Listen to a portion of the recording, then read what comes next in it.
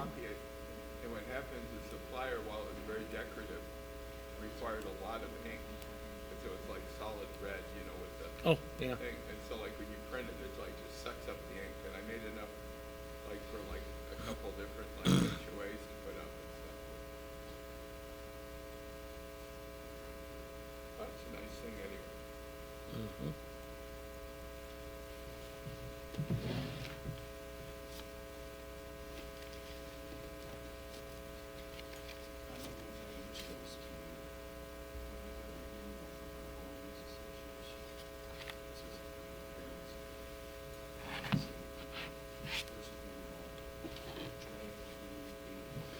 I heard there's a drag queen reading for kids 5 years old.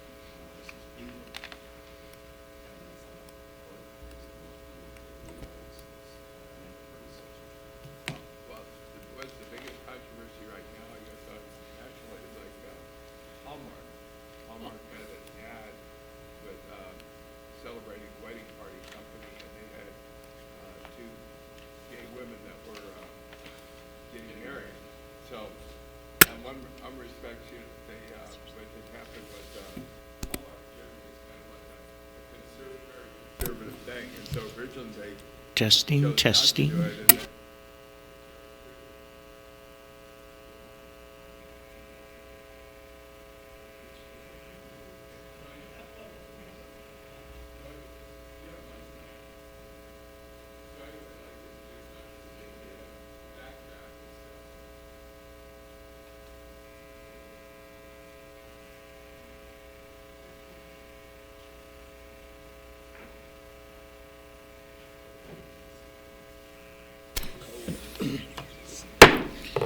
The time is 5:31. We'd like to start our closed session item by calling us all to order.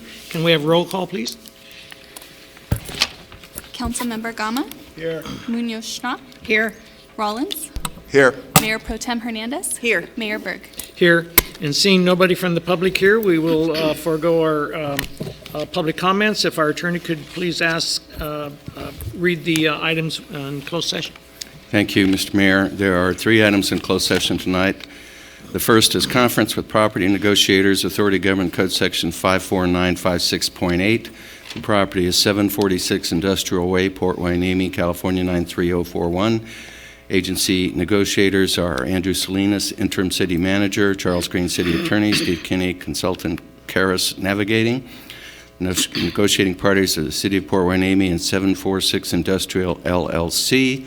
Under negotiation, price and terms of payment. The second is also a property negotiation, Authority Government Code Section 54956.8. The property is the northeast corner of San Pedro Street and West C Street, Port Hueneme, California, APN 206-031-070. The agency negotiators are Andrew Salinas, Interim City Manager, Tony Stewart, Community Development Director, Steve Kinney, Consultant, Karis Navigating. The parties are the City of Port Hueneme and Habitat for Humanity, and under negotiation is price and terms of payment. The third matter is public employee selection process, public employee appointment. The authority is Government Code Section 54957 and Government Code Section 354954.5 sub E. I should point out that there's a typo. It says Interim City Manager, and it actually is City Manager. And that's it. Thank you very much. And the time is now 5:33. We shall recess to our closed session. It should just say city manager, not interim.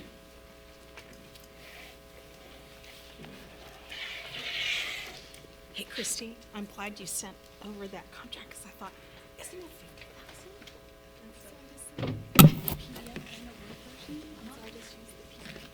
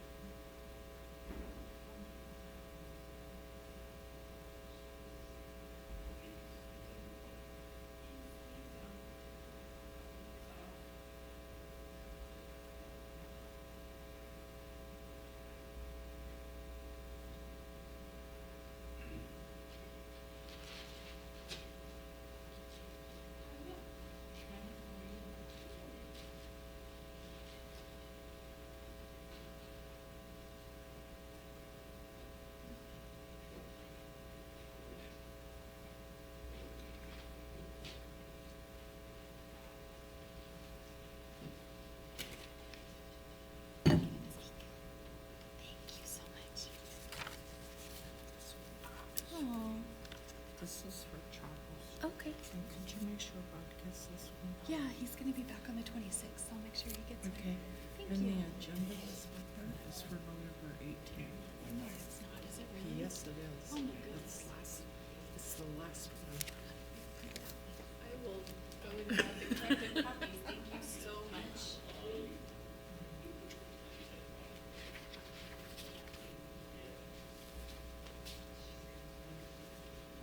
I must have grabbed the other stack that was sitting there.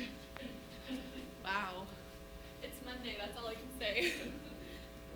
I was at a training all last week, so I think it fried a couple brain cells.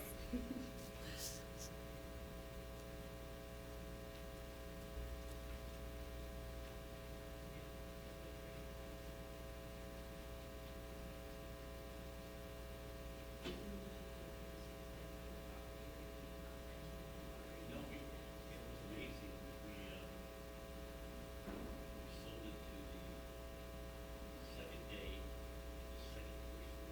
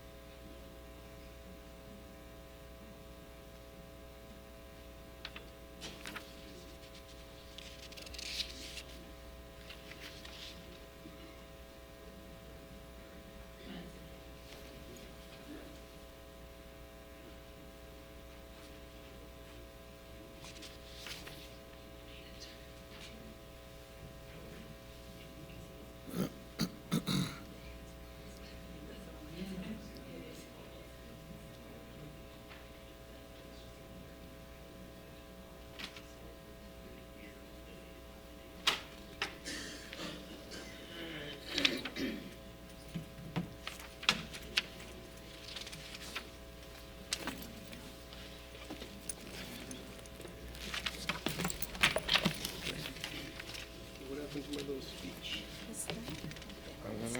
There? Have the industrial. Yes, I believe it was, yes.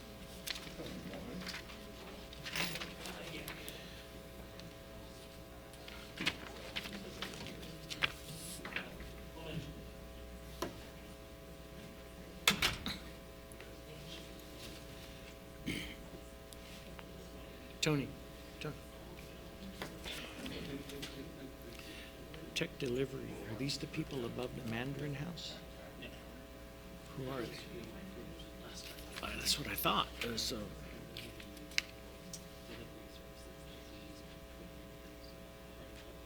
This is Z putting them in, and they're just pure delivery. Good, thank you.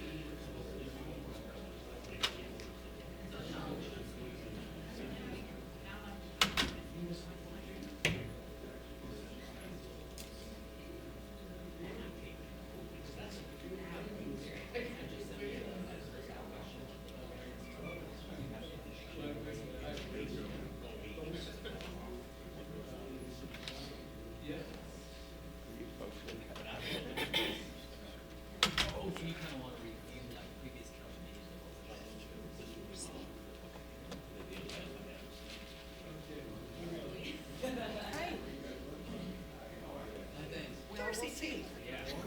How are you? Good to see you. Oh my God. My process.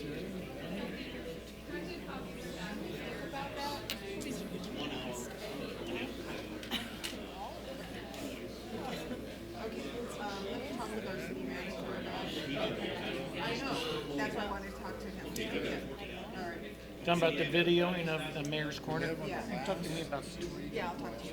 what day, what is it?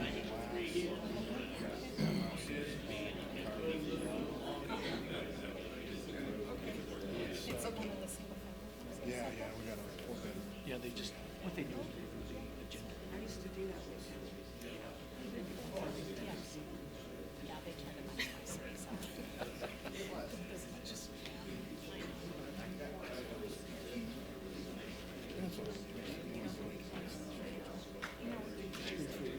Yeah, she's A lot of people. No? Okay. Really? I thought, Does she say it's okay. Talk to me. There you go. Now you've got it.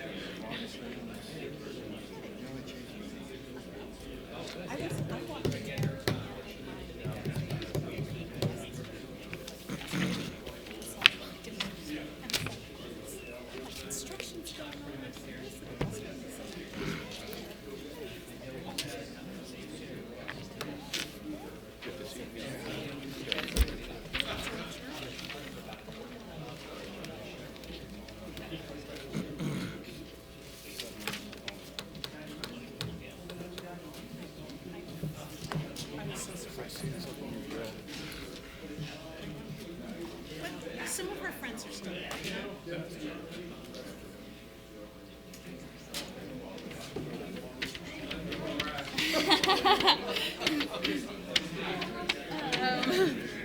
I got one in my car. But it has a 5-star. Big friend of mine's life.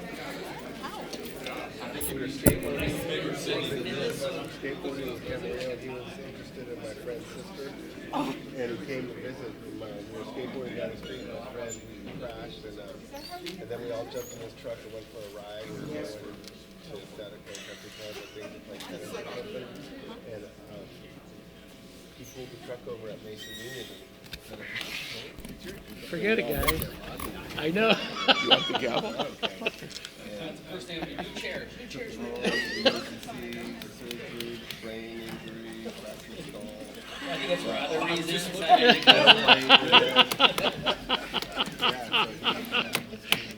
Give me grief. Just give me grief.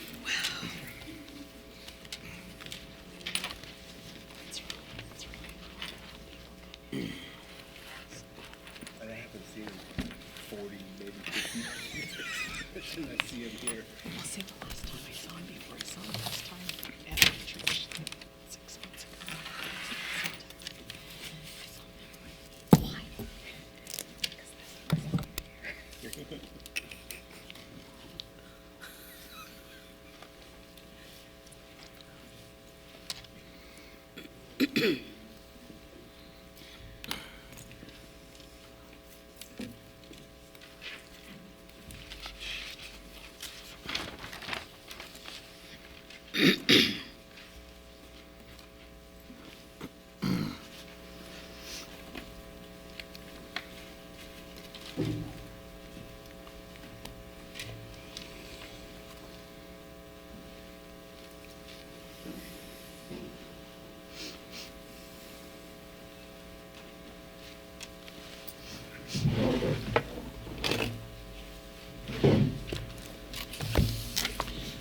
I'd like to reconvene our council meeting. The time is now 6:30.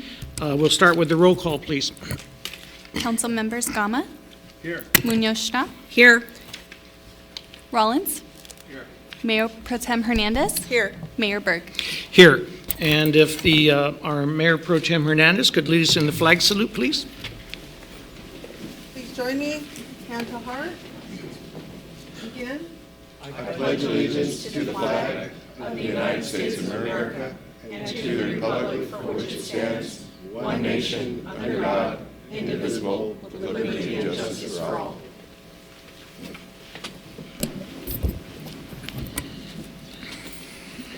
Okay, it is now time for our inspiration. Yes, Councilmember Gama, please. Back in 1986, thereabout, I was attending California Lutheran University, and I had to do a community service project, and I organized a walk-a-thon with a group of people to benefit a soon-to-be nonprofit called Casa Pacifica. And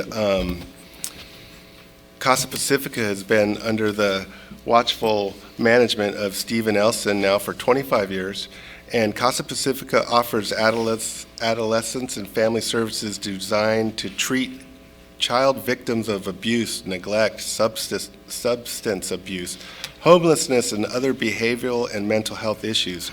Every year, Casa Pacifica works with 2,100 vulnerable children and their families through a full spectrum of community-based programs.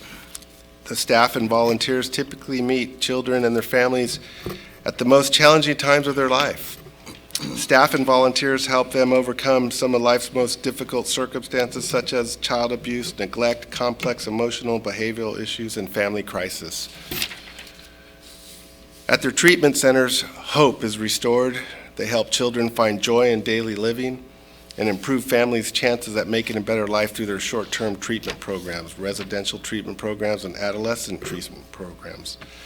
They have a very long list of youth services and programs. They also have child and family services. There's a lot we can do on the outside in order to prevent some of the circumstances which abuse, neglect, and addiction occur with children. With regards to abuse, Know that in order for abuse to occur, one must have access to children and one must have control over those children. We, in all the programs we provide to children, demand access. We provide access and we demand control. However, privacy is the one thing that we can control when it comes to protecting children from abuse. So know that any adult who seeks privacy with children are placing themselves in a position to be wrongly accused or in a position to initiate abuse. Either way, privacy with children in a public setting should be strongly discouraged. And we want people to protect themselves from being falsely accused. Most importantly, we want to be able to identify inappropriate behavior. If you see neglect, don't ignore it. Report it to Child Protective Services. For many of us in the public arena, we are what is called mandated reporters. We have a duty to report suspected child abuse. However, those that are not, make yourself aware of where to report abuse and what neglect and abuse looks like.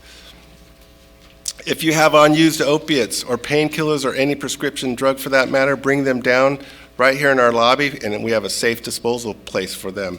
In a perfect world, we should have a goal to put Casa Pacifica out of business.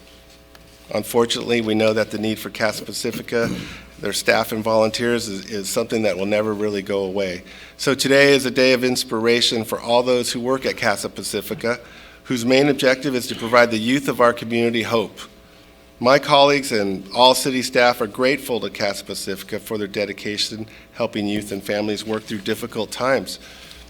We are inspired to know your work is dedicated to improving the lives of children. We are inspired to know that you give kids hope, and I would like to present Mr. Stephen Elson with a certificate of appreciation, and also would like you to say a few comments about the services you oversee.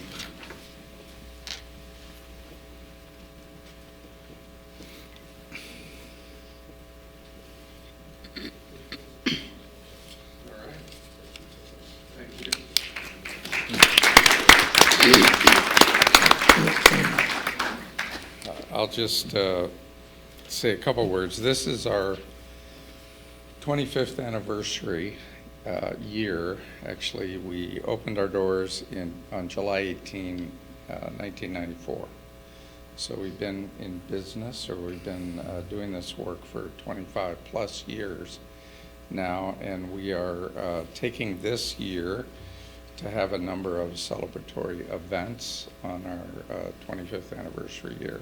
A little bit about the history. A group of county folks and private citizens who were concerned about abuse and neglect really began to think about creating some kind of a setting or environment or campus for kids who were abused and neglected and removed from home by Child Protective Services or law enforcement. And so that was the original idea. And through the efforts of folks in the public sector, property was located. Actually, we're out on Lewis Road on the old, some old Camarillo State Hospital, not too far away from what is now Channel Islands University.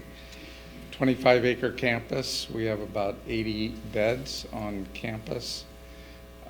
We are serving kids not only on campus, but also in the community. We extended our services into the community about 6 years after we opened, and we provide in-home services, supports. We kind of see ourselves as in some ways sort of the last resort for a lot of kids. Our services are at the deep end.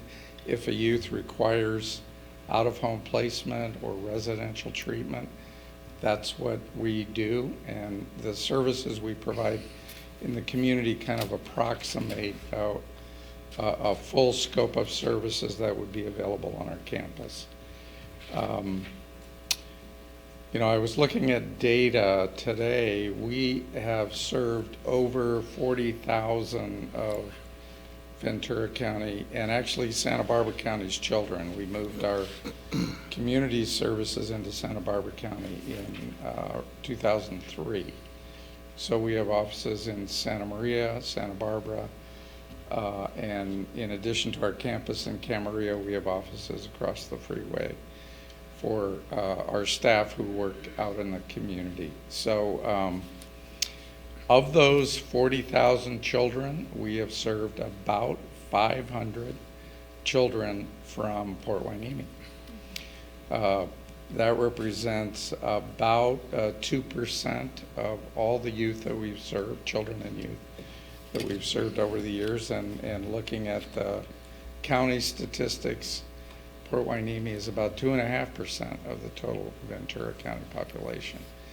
So we very much appreciate the community's support. We could not do this work without the support of the community, both the public sector and the private sector, and we're very grateful for what you do that enables us to do what we do. This past week we had celebrations on our campus. We have an alumni gathering once a year, right around Christmas time. We had a couple hundred alumni come back. One girl who was with us in 1994, she came back, and it's really interesting to hear kids who've lived on campus. Most of the kids we serve are in the community, as I say, but those who've lived on campus, many of them view Casa Pacifica as home, and the place has become important to them, as well as the relationships that they developed. So one final maybe word of inspiration is a wonderful little 4-line poem that I love. He drew a circle that shut me out, heretic, rebel, a thing to flout. But love and I had the wit to win. We drew a circle that took him in. That's kind of what we see as our role. And thank you again for your support.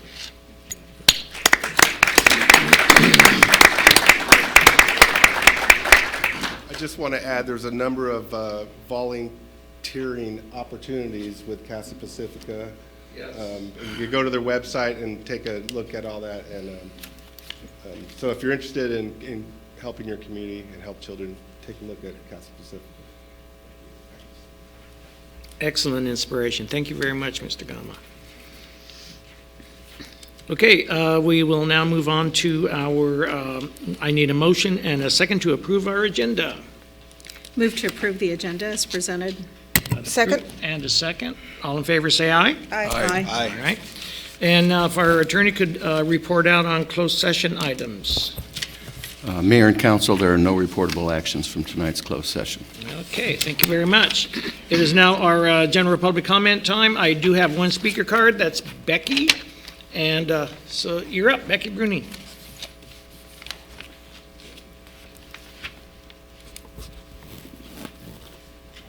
Thank you, Mayor Berg, Mayor Pro Tem Hernandez, council members and staff.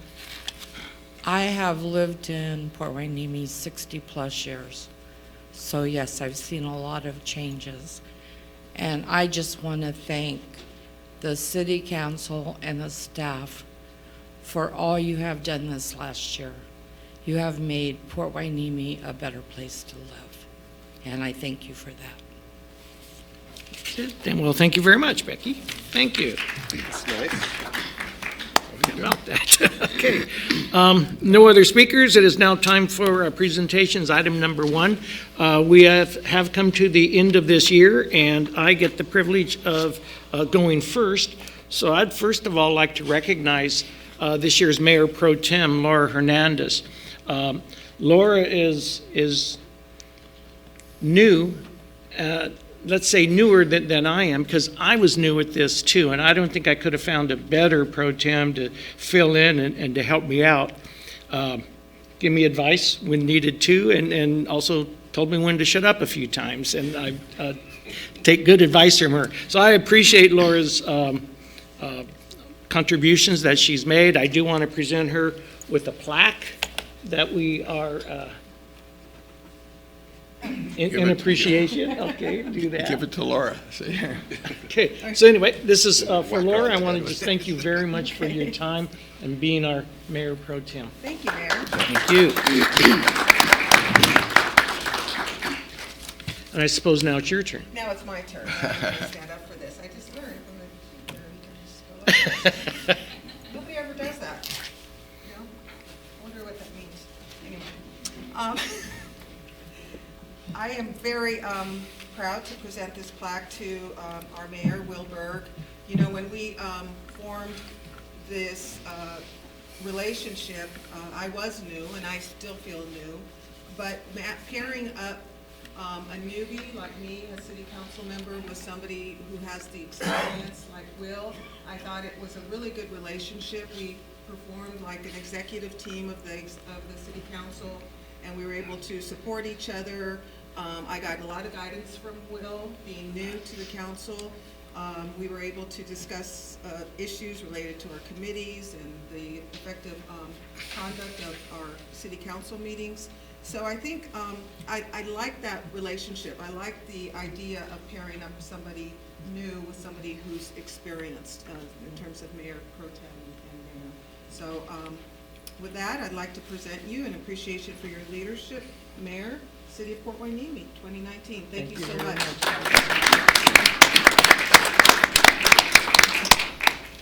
Thank you very much. It has been a good year.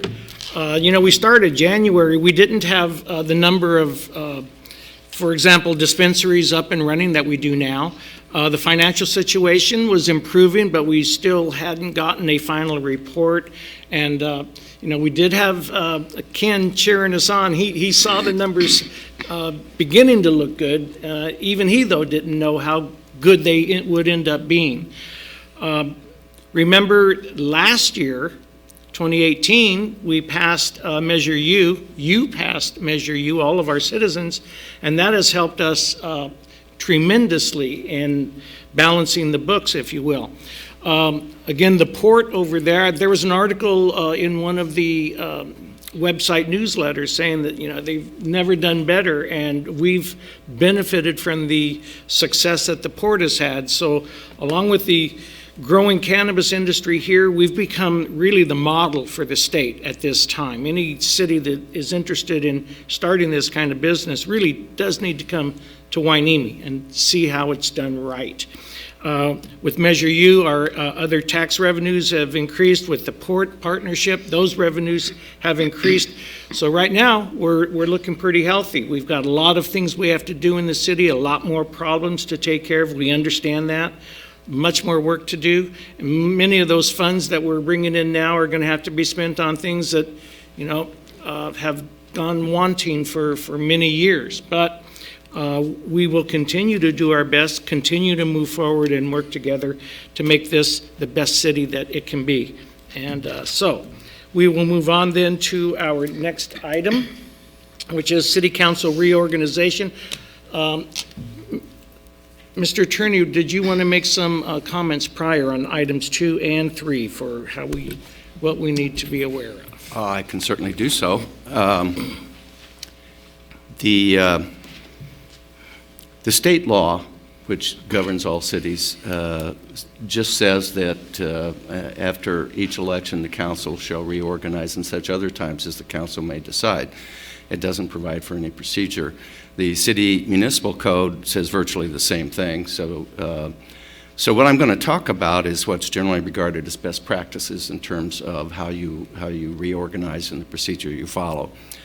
And the procedure then is that the chair, the mayor, will open the nominations, and a nomination is received, and then there's no second required because it's not a motion or an ordinance, it's a nomination. The best practice is that after the nomination is made, a vote is taken. It is possible, but very few cities follow this procedure to take however many nominations want to be made and then try and do a vote on however many. But it's a very cumbersome procedure and is not generally recommended, and I don't recommend it.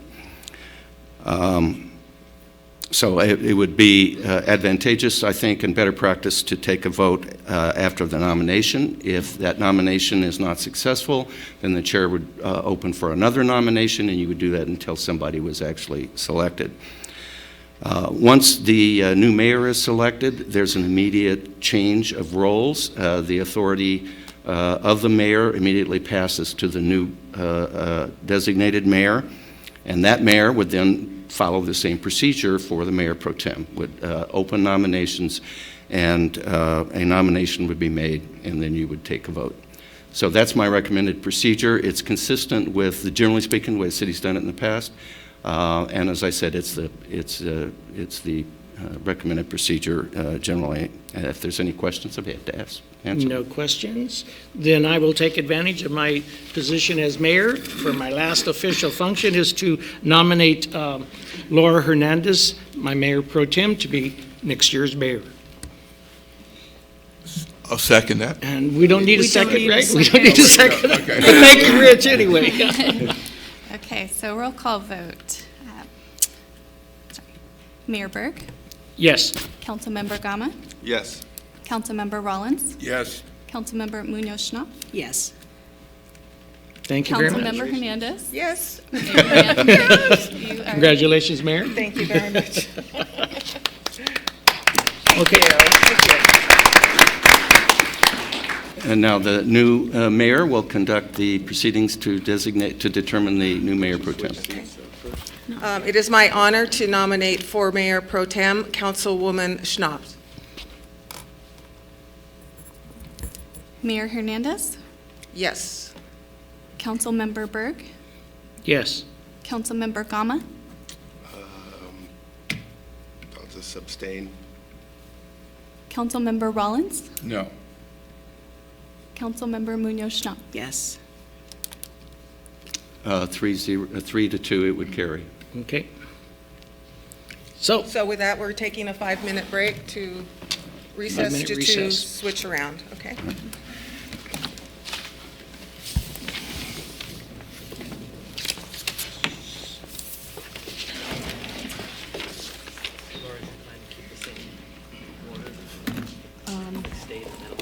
Yeah.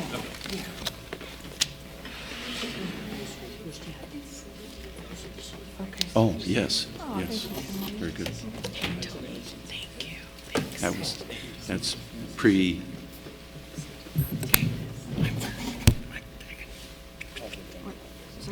that's my stuff. That's the Constitution. Can you leave me one of those? Yes, I can. Yeah, and I think, Stephen, if you could move this way, Will wants your seat, Rich, so you guys should move this way. We're gonna move, you guys move this way, because Will is gonna go take the where last you seat. are. Okay. Yeah, maybe I keep this seat next to be next to city manager, but I don't Part of the procedure. You should be at the center. You can sit there. keep the tradition. I'm happy here. No, that's, yeah, we need you guys to move this I way. don't mind, but why? That's protocol. Didn't hear him It's say just, that. you know what, he can sit Those- for a minute and then. What's protocol that I should have. Okay, we'll do it in the next meeting if that's, okay.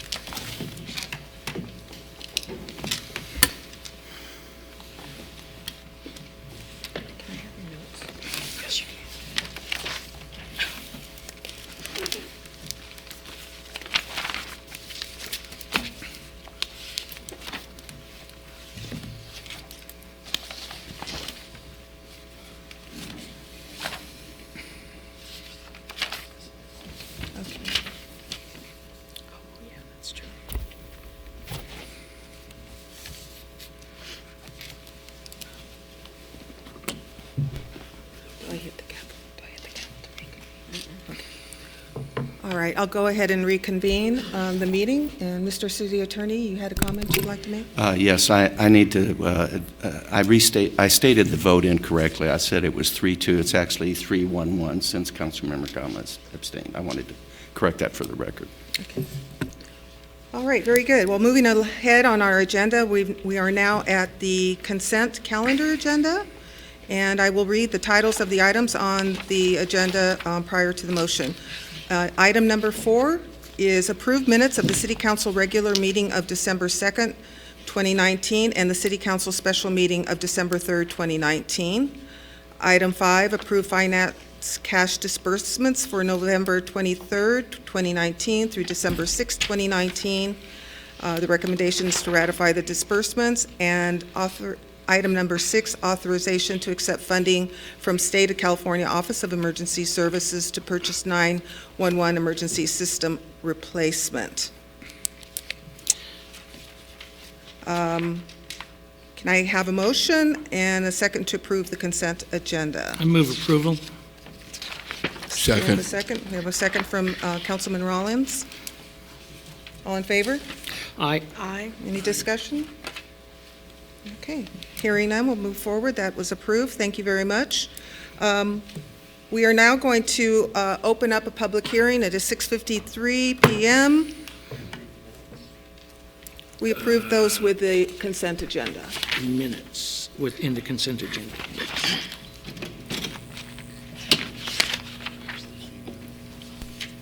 Yeah, it's item number 4. We approve the minutes as part of the consent agenda. So we have the Plan Development Conditional Use Permit number PHCU-864 and Development Agreement number PHDA-865, Tech Delivery Solutions LLC. It's a dispensary located at 501 West Channel Islands Boulevard, Suite 204. The hearing is now officially open. Let me restate the time, 6:54. Do any members of the council have any conflicts to disclose? No. Okay. Madam Clerk, do you have proof of publication as required by law? Yes, ma'am. Thank you. Do we have a complete file of reports and exhibits? Yes, we do. Will staff please present the report? Mr. Seward? Yes, Thank you. Thank you. Good evening, Mayor Pro Tem, Council, and staff. This is, as you stated, a plan development, conditional use permit, and development agreement for Tech Delivery Solutions, LLC, which is a cannabis delivery service. The applicants are Maria Valadez and Linnea Gutierrez, and they are both here in the audience this evening. And they are proposing to occupy Suite 204 at 501 West Channel Islands Boulevard, which is the Hardy Mall building. The site is zoned commercial, which our ordinance allows dispensaries and delivery services to be located within. The applicant has obtained a conditional certificate of approval back in October, a few weeks ago, as a result of providing a very complete application package. Excuse me, Mr. Stewart, just a moment. We're having some technical difficulties. There There we we go. Okay, now it's up on our screen. You may continue. Thank you. You haven't missed a whole lot other than my speaking yet. I haven't got to the good stuff with the graphics yet. Because this is at the Hardy Mall building, the surrounding uses, as with several of our other businesses, are the Harbor Lights community to the north. To the south is Channel Islands Boulevard with the Naval Base, Ventura County's golf course beyond that. And then to the east and west are similar commercial uses. And the nearest school is located about 3,100 feet and change up in the city of Oxnard. So an aerial showing the outline of the Hardy Mall building.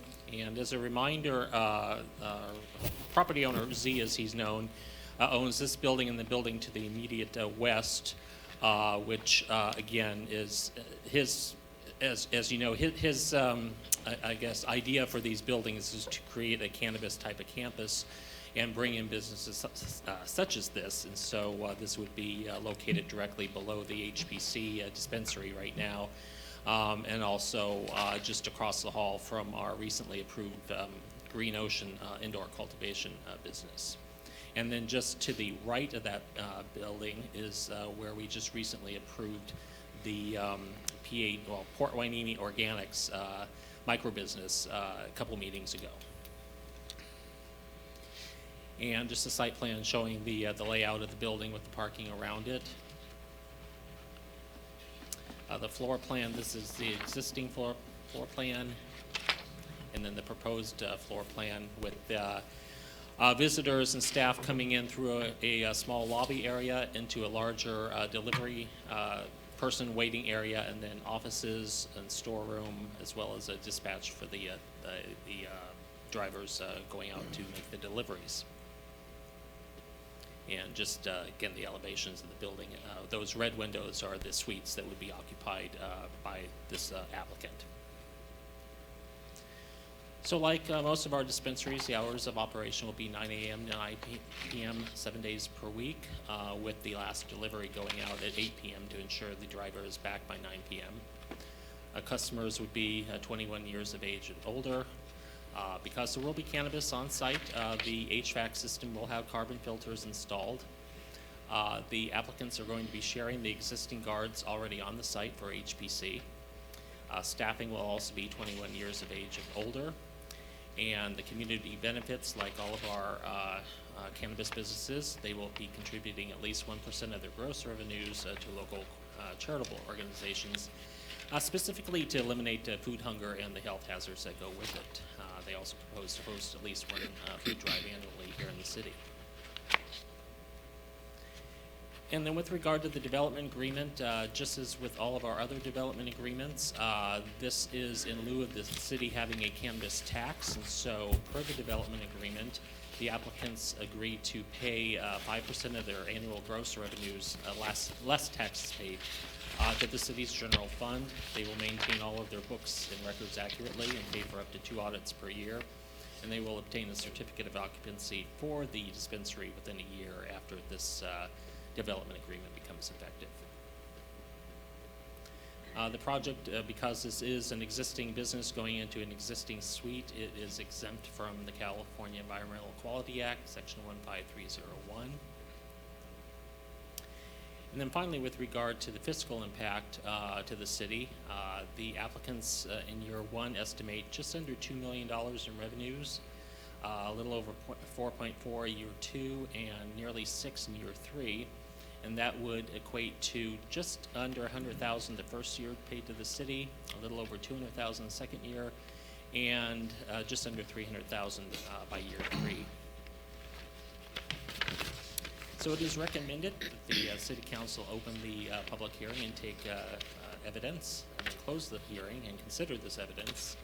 And after considering the evidence, adopt the resolution that approves CUP number PHCU-864 and the notice of exemption, and also introduce the ordinance which approves the development agreement number PHDA-865, accompanied by title only, and waive further reading with the approval to follow at the next regularly scheduled City Council meeting, which will be in January, and then otherwise take such additional related action as may be desirable.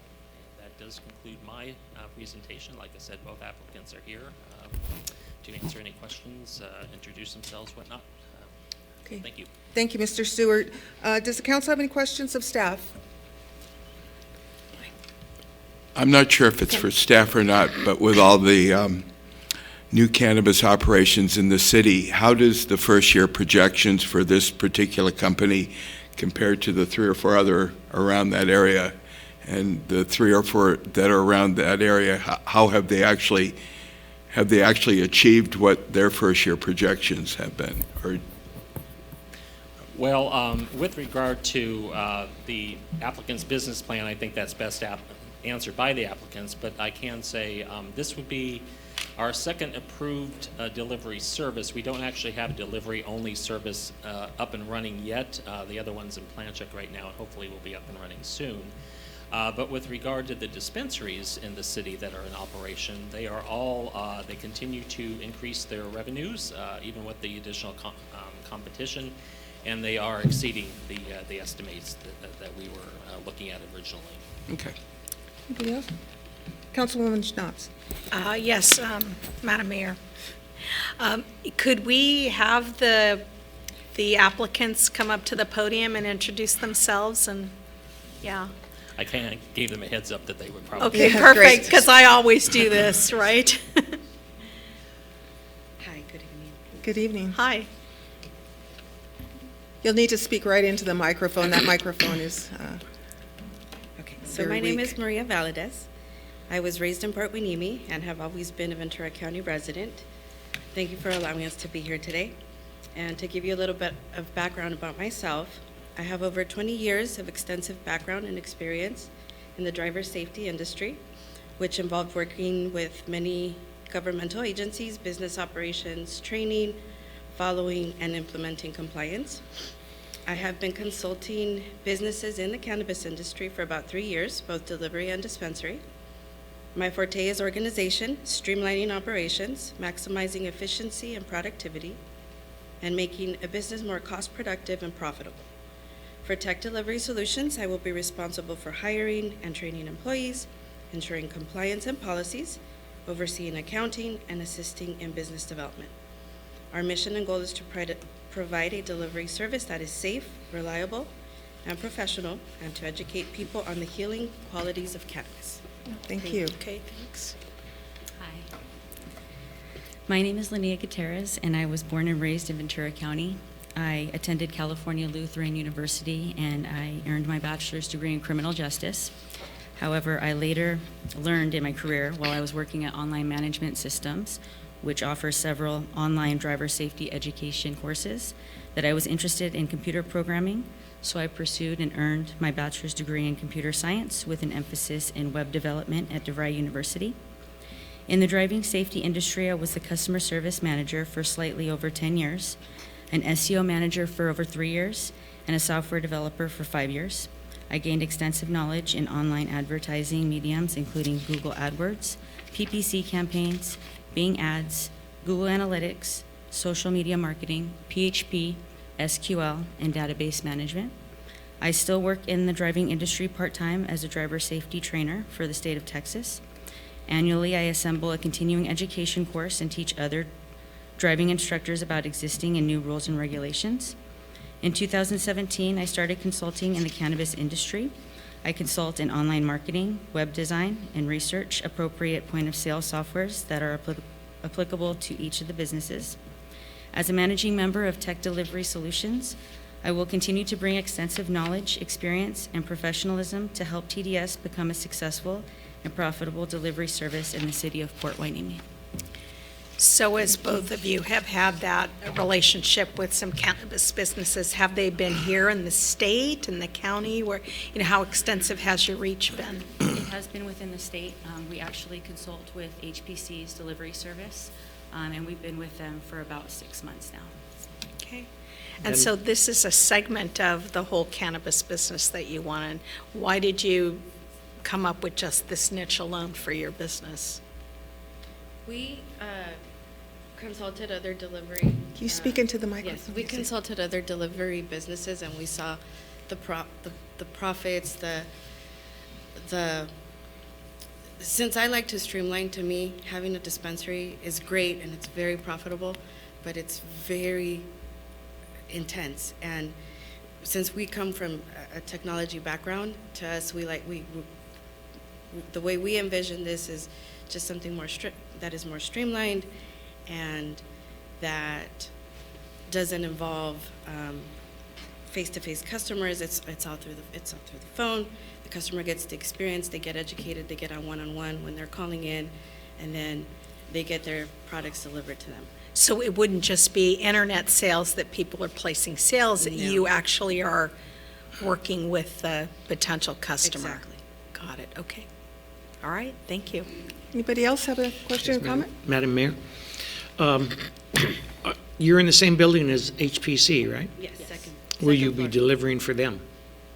I'm sorry? Will you be delivering No, they for have them? their own delivery. They have their own system, delivery yes. service. Mhm. And then there's another dispensary, Wheelhouse, just right across the parking lot. Will you be delivering for them? No. No. We'll be Okay. independent. Where are you sourcing your product? Well, we will, once we're licensed, we'll be able to approach the different vendors to be able to get the products. The dispensaries? No, not the dispensaries. It'll be, if you hold a license, then you could approach the different vendors that actually sell the products, just like the dispensaries, how they get stocked, we would be the same. Okay, a little confused. Vendor versus a dispensary, what's the difference? The dispensary is, for example, like HPC, they Yes. have their store, they have to They have call markup. different vendors so they can actually get product that they could sell on the floor. Oh, so And the we'll go vendors directly- they draw from, you'll draw from those same Right. vendors. We'll draw from the brands, so there's different brands, there's many different brands out there. and Yeah, we're gonna go- yeah, we've seen that. Yeah, lots of different brands. So we'll be going directly through them. Good, okay, thank you. I have one more Okay, question. go ahead. You know, as you're a women-owned business, how many women-owned businesses are there in the cannabis business? There are quite a few, but not a lot. Right. The one that we know of right now, which is HPC only for Port Hueneme. As far as outside that, not quite sure. Well, it's But not very exciting. many. Yeah, it's exciting to see that it would be a women-owned business starting here in It's Port very Hueneme. exciting for us. Yeah, We're very excited. yeah. That was going to be my question, too. I'm very excited for you. And are you registered as a women-owned minority business? Not No. yet. Not Okay. yet, but we will be, yes. All right, terrific. I'm excited for you, and congratulations on the innovation coming up with finding your niche Thank in you. this Thank you so business. much. Okay. Really Any more appreciate it. comments? Good job. Questions? Thank you so much. Thank you. At this time, anyone who wishes to address the council on this matter, please come forward at this time. I don't have any cards. Anybody want to address this issue? No? Okay. Does staff have any further comments? No, ma'am. Okay. If there are no further discussion, we will close the public hearing, the time being 7:09. We have before us a recommendation to approve the Plan Development Conditional Use Permit number PHCU-864 and Development Agreement number PHDA-865 Tech Delivery Solutions LLC dispensary located at 501 West Channel Islands Boulevard, Suite 204.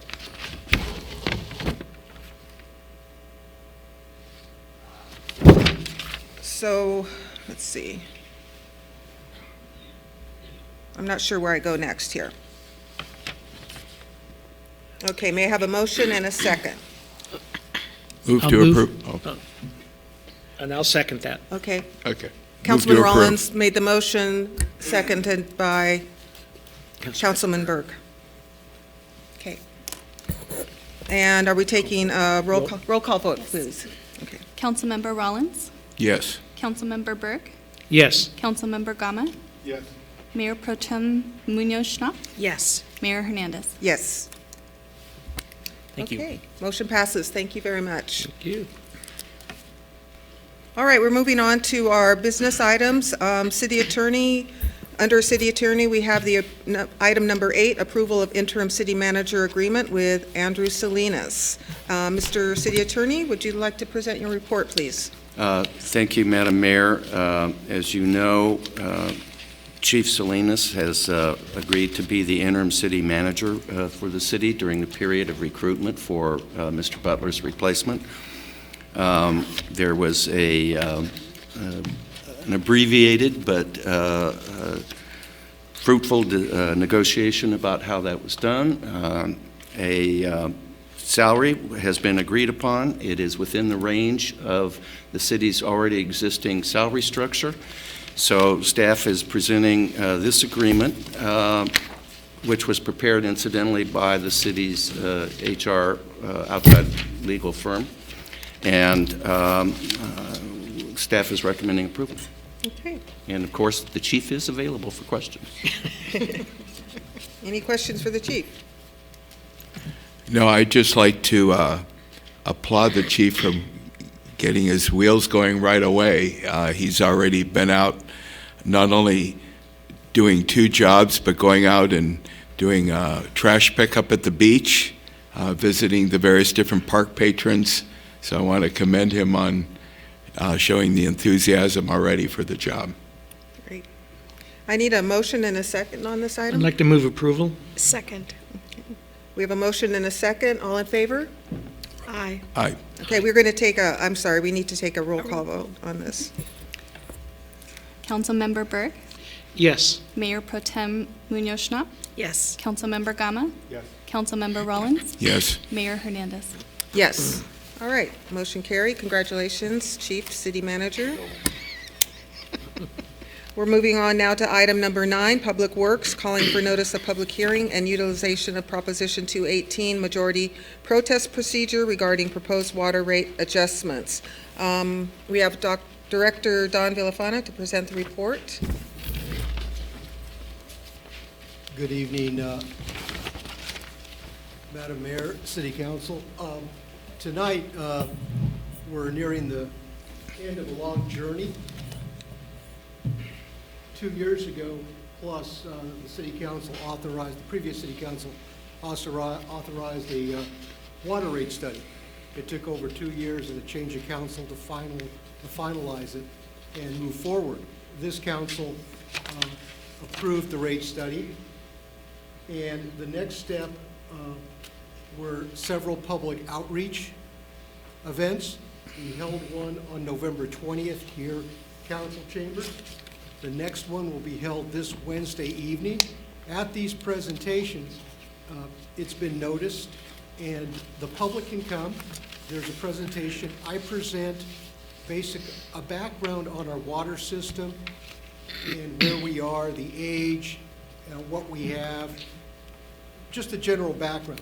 Then our consultant, Raf Tellis, financial consultants, presents how the rate study was put together and explains the rate study and how it will affect the consumer. So that final event will be held this Wednesday.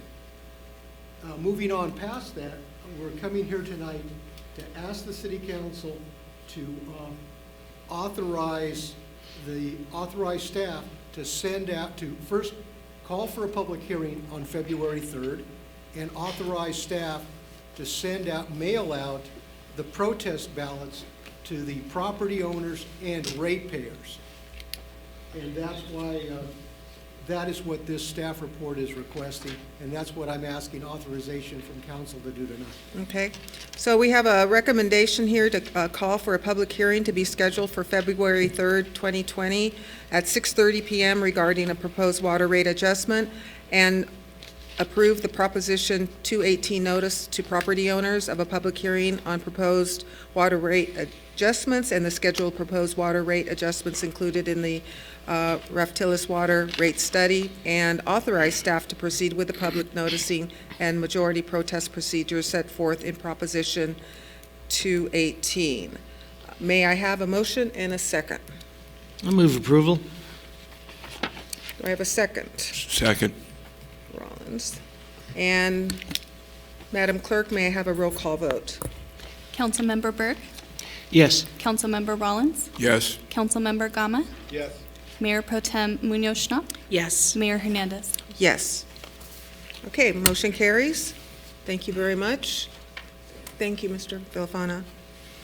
Our next item is item 10, City Manager Land Purchase Option Agreement with Habitat for Humanity.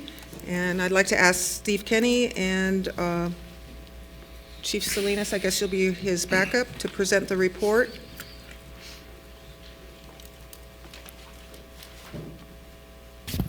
And this is a recommendation to approve and authorize the interim city manager to execute an option agreement with Habitat for Humanity of Ventura County for the purchase of city-owned property at the northeast corner of San Pedro Street and West C Street. Madam Mayor, Council, good evening. We've been in discussion, as you know, with Habitat for Humanity for some time concerning a parcel that's about just under 10,000 square feet located at the corner of San Pedro Street and West C Street, at the edge of a residential neighborhood near the entrance to the Navy base on Pleasant Valley Road. What we're recommending to you tonight, asking for your approval, is an option agreement which essentially solidifies the business deal with Habitat for Humanity for this property to be sold to them for the fair market value of $226,000 for the purpose of developing up to 5 affordable housing units under the scenario that Habitat typically employs when building in the county and incorporating the sweat equity of its participants and otherwise to wind up able to sell these units at affordable prices to members of the community. So that's the goal. We, the city, would wind up with 5 more affordable housing units to our credit, and Habitat will have a good piece of land in a good location. Normally, we would just bring you the sale agreement tonight and just say approve the sale to Habitat, period, end of story. We've got one little wrinkle that we want to pose to you, which essentially just gives Habitat a little time and flexibility to come up with the preferred financing partner for the land purchase. They're negotiating with a couple of organizations called a land trust, which are nonprofits. If a land trust is involved in this deal, it will be able to purchase the land, again, at our fair market value, but then we'll be able to turn around and offer the land as a part of the housing package to the ultimate buyers at a lower price than conventional financing would allow. So it's another element added in to the good deal that Habitat offers to qualified buyers. So they're negotiating with a couple of entities now. So we've proposed an option agreement which gives 4 months, up to 4 months, for those negotiations to get worked out. If at the end of that, or during that time, Habitat selects a land trust and they come to a business deal between themselves, then Habitat would have the ability to transfer the right to purchase to that land trust, and they would be off and running with their project. So the essence of this is we are promising that we will sell the land for $226,000 to an entity that will participate in the Habitat project. Parties to be named within the next 4 months, in effect. Okay. So that's the essence of the proposal before you tonight. Darcy Taylor is the executive director of Habitat. He's here in the audience, and I'd like to ask him to come forward and Please do. probably answer your questions. Thank you.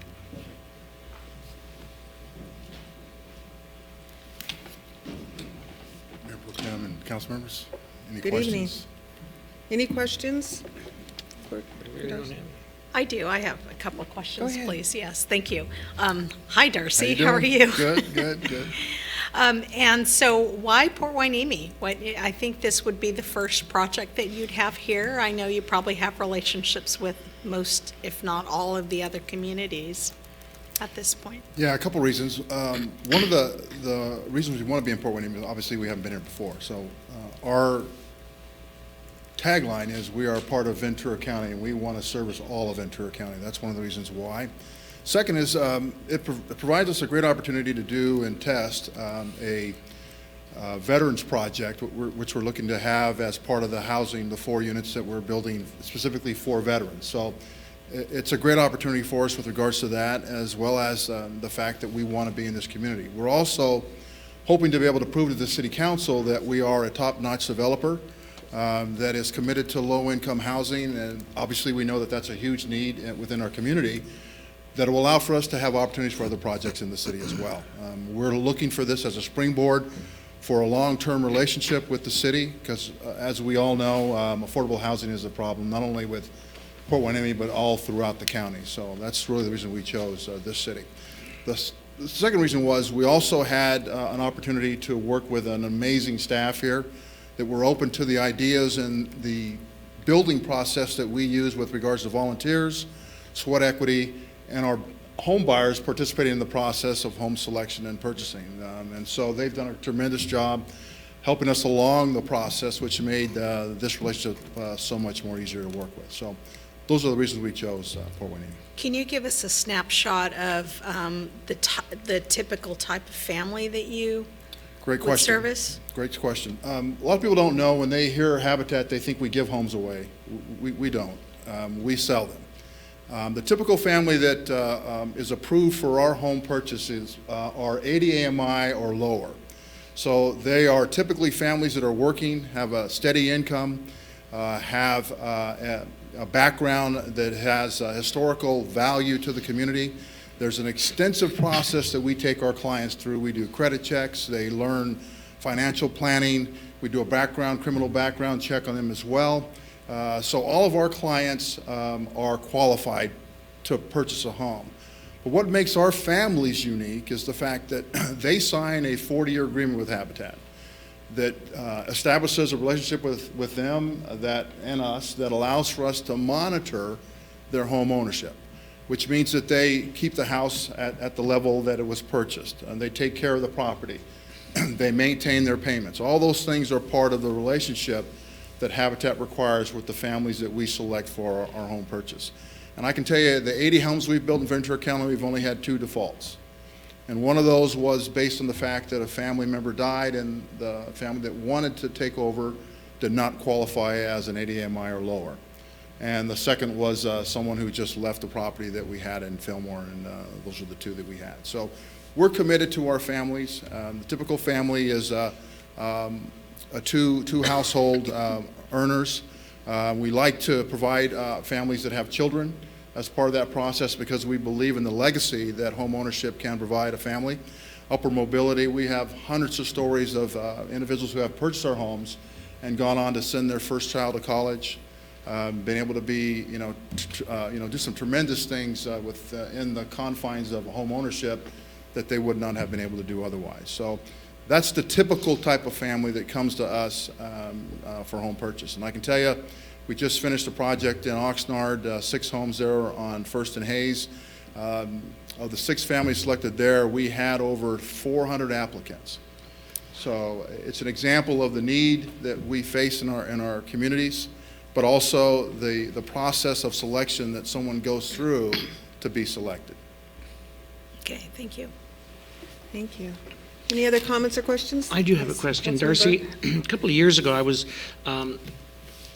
involved with Habitat, and one of the couples that came to my attention who had qualified for a loan, he worked at the county, she worked as a school teacher, and they qualified for this kind of housing. These are not people that, these are our neighbors. These are people that are working next door to us throughout the county. And you would think, oh, they must have plenty of money. But no, this is not necessarily the case. It's amazing who qualifies for these loans. Yeah, we have, our Camarillo bill, which we're in the middle of right now, we've had the original applicants, we had some teachers, a couple nurses were part of that process as well. Here in Ventura County, the average AMI, is $80,000. So it gives you an idea the cost of living that most people cannot afford to live here in the county. So our clients are like in the 40 AMI. So we're talking about a family combined income somewhere around $50,000. It gives you an idea of the differences that exist within the affordable housing spectrum here in the county. But you're absolutely right. Most of the people, in fact, all of our applicants, have to hold down jobs to be able to afford to live in even low-income housing here in the county. So it's true. Thank you. So I just had one question.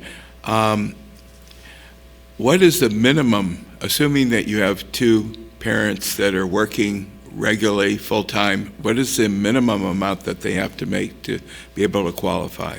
Well, let me just say this. We are, a family is in California is not just always described as 1 or 2 home earners. It can be a single mother, it can be a single father, it can be a number of individuals that apply for Habitat homes. So let me just make that clarification.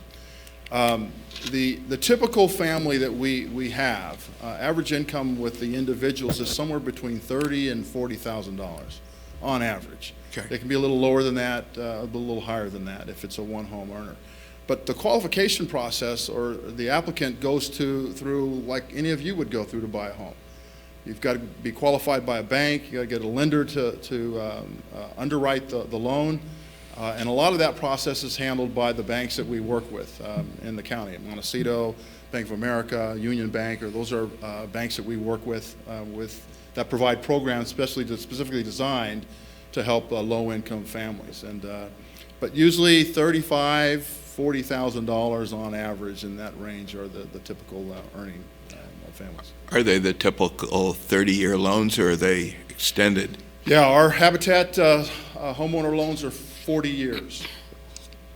And there's a couple reasons for that. One, it allows for folks that typically couldn't afford a 20-year mortgage to be able to spread that mortgage out over a longer period of time. Obviously, that's important.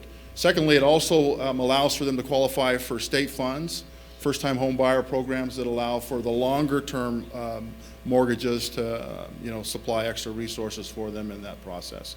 And also, thirdly, it gives us the ability to control the care and nurturing of that property, because our goal is to have that property always remain low income for the term of our involvement with that typical home buyer.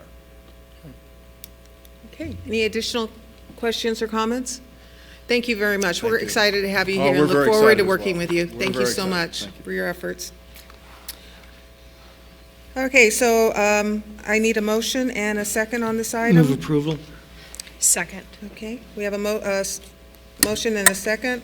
And can we have a roll call vote, please? Councilmember Burke, Yes. Mayor Pro Tem Munoz-Schnapp, Yes. Councilmember Gama, Yes. Councilmember Rollins, Yes. Mayor Hernandez. Yes. All right, motion carries. Thank you very much. Our next item, item 11, approval of a contract with Kupiec. Am I pronouncing that correctly? Architects PC to conduct a community center needs assessment. And I have one public comment card on here. So do we invite them up now, or? Do the report first. The report first? Okay. Mr. Kinney, would you like to come up and present your report? Sure, but I'd like to start out by saying, so this specific item was brought before council on November 18th, but it did not pass due to a lack of information and the ability for us to keep council informed. We failed to fully describe how the multiple plans the city is currently involved in and how this one is specifically tied into those plans, specifically our needs assessment. So Steve Kinney is here to address those concerns and do a better job of informing the council on what we did to hopefully gain your approval. Thank you, Mr. City Manager. Let's go ahead, Steve. Very good. Mayor, council, my hope is that this picture will be worth more than the 1,000 words I tried last time to paint the picture for you as to how all the admittedly many moving parts in this project all merge together and fit together in logical fashion. So, again, to set the stage here, we're talking about a renovation to some degree of our community center, which last saw any renovation in 1993, 26 years ago. So it certainly due some attention and some TLC in order to serve our community at its maximum ability. And since there's so many people who potentially can use the community center of all ages and all backgrounds, it seems such a key cornerstone of our community's service provision that it seems a logical place to devote some attention and some funds to improve. So that's why we've started to look into this project, and our first step here was to bring to you the contract for an architect to perform what we're calling a needs assessment study, and that's shown in the on the blue line in the middle of the diagram in front of you. I guess I should have there. It sure helps me. I should explain that what we're really headed toward is the big blue box at the far right of the screen. the community center design. That's the point at which, assuming you want to go forward with it, that's the point at which we hire the main architect to do the design work needed to implement whatever changes and improvements you want to have happen. So that's over at the far right. Everything else leading up to it, and that's the reason for all those arrows coming from every direction, everything else leading up to it is simply one component of information that that architect needs in order to do his or her job once they're hired later on in the year. So there are two components of how a building operates and what kinds of information an architect needs in order to make an intelligent design decision or choices for you. One is the structural piece, which is the part sort of at the blue line and above, and the other is the programming piece, the lower portion of the screen there, because how a building is used is as important as what shape the building has and what condition its shell is in. So we need to assemble all of that information together and feed it to that architect at that time. So we've got, number one, this needs assessment. This is the building block for the structural assessment of the building. This will allow ultimately the main architect, as I'll call them, the end, to understand what the deficiencies are in the building as it sits today, what systems are still good, what systems need to be replaced, what needs amending or augmenting in all of the basic systems within a building that they have to know about. So this gets us an early start on understanding what condition our building is in and understanding how much of a scale of project is needed to raise it to the level that you ultimately decide you want it to be. The architect involved in this contract, Mr. Kupiec and his firm, will be working on a couple of different scenarios to give you a range of options and some understanding of costs associated with it, ranging from bare bones, you got to do this to bring it up to code, but that's all you got to do, is going to cost within this range. To the other end, if you really want to go all out and really build a statement building, then you can expect to be spending up in this range. And then there are steps in between. So it just gives you an early sense of what the possibilities are for the building and what the costs associated with those possibilities would be. So while that is going on, and the architect said that will take him about 4 months, so he would expect, with approval now, we'd be looking at around the beginning of April to have that work done. During that time, if you step down to the Parks Master Plan and Strategic Plan, those are going on now or after the first of the year. The community engagement part of the Parks Master Plan comes early on, so those community discussions and workshops will be happening along with the work that this architect is going to be doing, so that the desires and stated wishes of the community about what could go on at the community center, what they'd like to see go on at the community center, those will be drawn out by the Parks Master Plan people, and those results will be fed or made available to the ultimate architect. So there's the building piece coming from our needs assessment architect, and then the programming piece coming from the Parks Master Plan consultants. The strategic plan, I mean, it's happening around the same time. I'm not really sure how much, if anything, will come out of that will bear directly on the on the community center design, but nonetheless, the results will be there if they pertain during the same period of time. Do you have anything further? I was just going to add the final two blocks up above. They pertain to the NG contracts for improvements to the roof and to the HVAC system. And Gabby's here. Gabby is here. if you want to delve into that further, but having talked with her about the timing there, the expectation is that the NG people are going to be tackling City Hall first, and that will take through the winter time. So it would be later on in the spring when they would be able to actually get over to the community center. In the meantime, the needs assessment architect will have available to him and will understand the scope of their work so that he can avoid duplicating what they're already under contract to do later on. Okay. So Go ahead.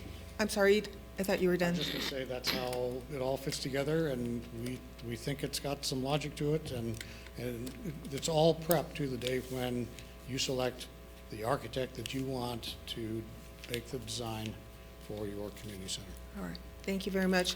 All right, comments from council, questions? Councilman Gama. So,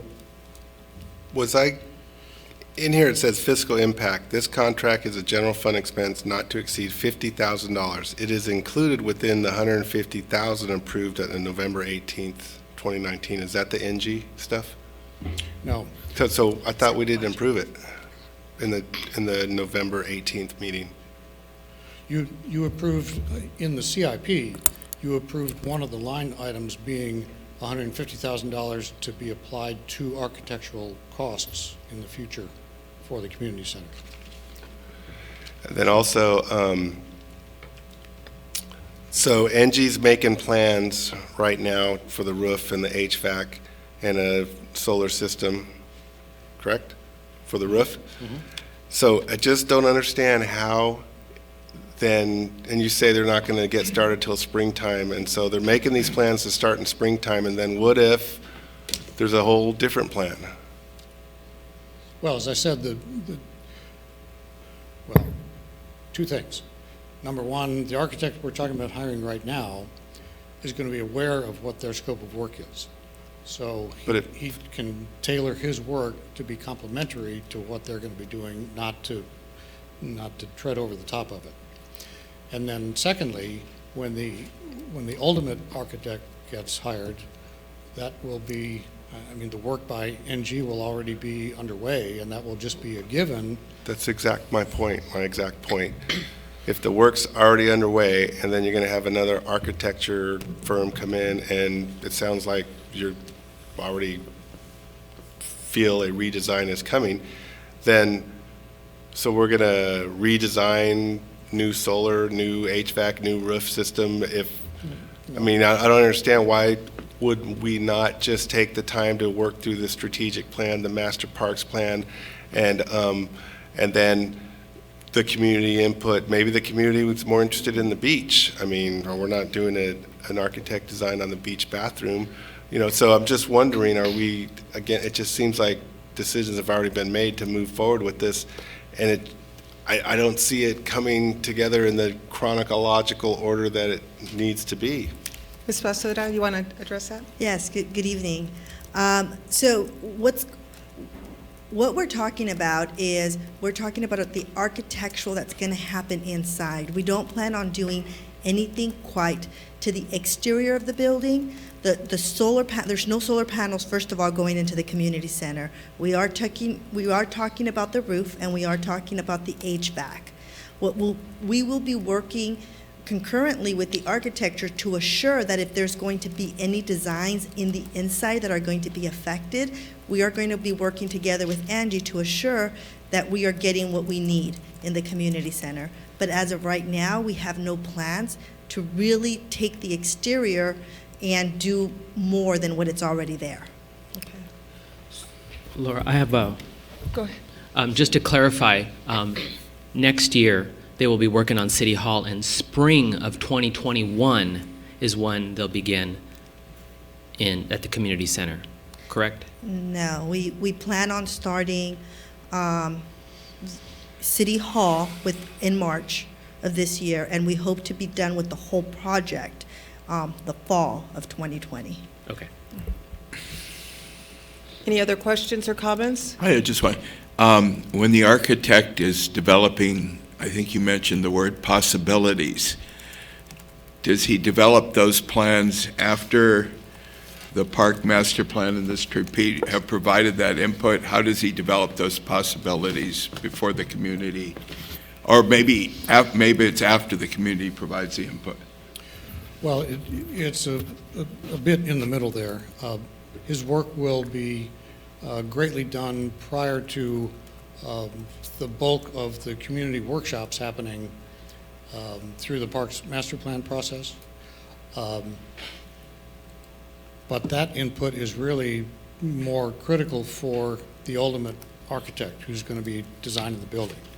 At this point, our architect, the needs assessment architect, is just going to be looking at systems and what upgrades are needed to satisfy codes, and is going to be essentially speculating on what other design alternatives could happen if the council ultimately wanted it. Again, it's sort of an early read on, choice A, B, or C is going to cost you in the range of X, Y, or Z, just so you're kind of prepared for the decision that you're going to have to make at ultimate architect time to satisfy what you will then know that the community is looking for out of the community center. If I could just say, so I think I understand where Councilman Rollins and Councilman Gama are coming from. And the way I see it is that the Parks Master Plan and the Strategic Plan should be informing the architect's review and his findings. So the timing, I think, is what we're a bit concerned with. So can you assure us that, we won't be too far along the process, that this information that we gather with the Park Master Plan, so we can ensure that that's going to be useful to the design, the ultimate design? If I could follow up real quickly, you use the word speculation, and so Mayor Hernandez zeroed in on what our concerns on, and then when you say, well, the architect's going to speculate, is it the reason to develop a Parks Master Plan and a strategic plan is so that there is no speculation? That wasn't my, excuse me, Councilman Gama, that wasn't my question. My question more had to do with the use of the Parks Master Plan and the Strategic Plan informing the architect's design, the timing for that. And all of that information will have been gathered prior to hiring the architect, the ultimate architect for the project.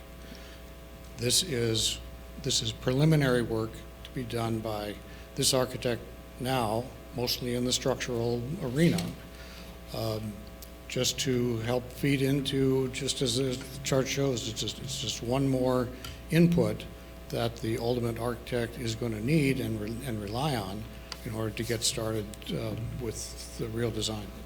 Ms. Becerra, did you have anything you wanted to add to that? No, I just want to reassure you that the Angie project, we're going to continue, we're going to move forward with it. We're going to be working concurrently with the architect to assure that the design is going to be feasible. If the architect comes up with, there might be other issues, we will definitely come back to you with those issues. We will be keeping you informed of the process of the Angie project and be bringing updates to you. So I can assure you that the communication is going to be there. Okay. Mayor Pro Tem? Yes. Thank you, Madam Mayor. So thanks for this presentation. I know that I met with you and the chief yesterday to do a slight walkthrough of the community center. And it was really amazing that we haven't really touched the center in about 20 years or so. And originally it was then built, or the first time was like 40 years or so. So it kind of represents an asset for the city and the community that maybe if it was configured a different way, it would maximize space and it would allow maybe larger venues to, or larger parties to exist in the venue, and there's maybe some space alongside that could be maximized as well. So it's really kind of taking a look at the foundational aspects, the structural, but also then what if we did certain things. So it would be then that range that you're talking about. If we do, this portion, it would be this much. If we do that portion, it would be that much. And giving us an opportunity then to say, where do we want to fit within that spectrum? Thank you. Councilman Gama, did you get your question answered? Did you want to have something? No, I didn't. To follow up with? So I'm still focused on the speculation. So, the architect's going to speculate on what is or what if. Wouldn't it be better to give him a clear direction on what it is that we're looking for? Because I'm not sure what it is we're looking for other than him to speculate. Then the other thing is that I thought you said that solar was going to be a part of the community center, and then I think Gabby said no. Was I? Solar's it's a part of the NG contract, right? But is it solar going to be on the community center? No? Okay. So to the first point about speculating. Let me choose another word. Well, the point is that he will be, this architect will be giving a couple of alternatives of scope of design and related cost of design, depending on how elaborate you ultimately want the project to be.